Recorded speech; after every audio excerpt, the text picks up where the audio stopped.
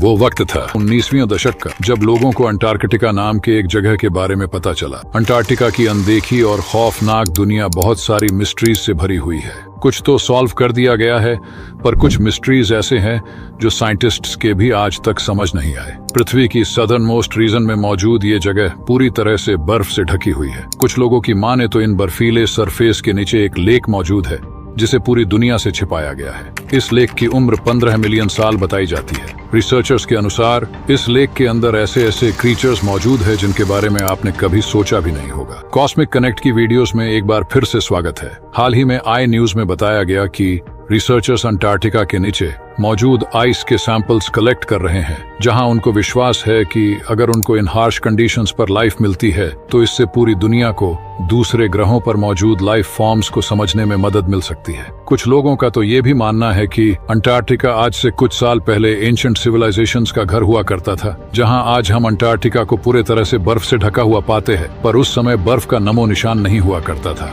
तब अंटार्कटिका पूरी तरह आइस फ्री होता था, जहां सबूत के तौर पर टर्किश एक्सप्लोरर पिरी रेइस के 1533 में दर्शाए गए मैप को माना जाता है, क्योंकि उस समय पिरी रेइस ने अंटार्कटिका जैसे एक जगह को अपने मैप पर दर्शाया था। पर असलियत तो ये है कि 19वीं सेंचुरी से पहले हमारे पास अंटार्कटिका के होने का सबूत था ही नहीं, जब तक कि इसे एक रशियन एक्सप्लोरर ने नहीं ढूंढा था। यही वजह है कि अंटार्कटिका को उस समय एंशिएंट सिविलाइजेशंस का घर भी माना जाता था। हालांकि साइंटिस्ट्स का मानना है कि अंटार्कटिका आइस फ्री तो था, पर इसके मिलियंस ऑफ ईयर से पहले होने के अलावा कोई और सबूत नहीं पाया गया है। जब 19वीं सेंचुरी में पूरी दुनिया को अंटार्कटिका के बारे में पता चला तो उन्होंने इस जगह को जानने के लिए जोर शोर से एक्सप्लोरेशन स्टार्ट कर दिया था, और तभी ब्रिटेन के एक एक्सप्लोरर अर्नेस्ट शैकलटन 1914 में एंड्योरेंस नाम की एक शिप और 27 लोगों के साथ निकल गए थे अंटार्कटिका की खोज करने। एंड्योरेंस शिप स्पेशली अंटार्कटिका के हार्श कंडीशंस पर सरवाइव करने के लिए बनाया गया था, पर अंटार्कटिका पहुंचने से पहले ही उनकी शिप एक आइस पैक में फंस गई और इससे शिप को भारी नुकसान पहुंचा था। इस वजह से शैकलटन और सारे 27 लोगों को उसी फ्लोटिंग आइस के ऊपर अपना कैंप बनाना पड़ा था। कुछ महीने तो वे सरवाइव कर गए,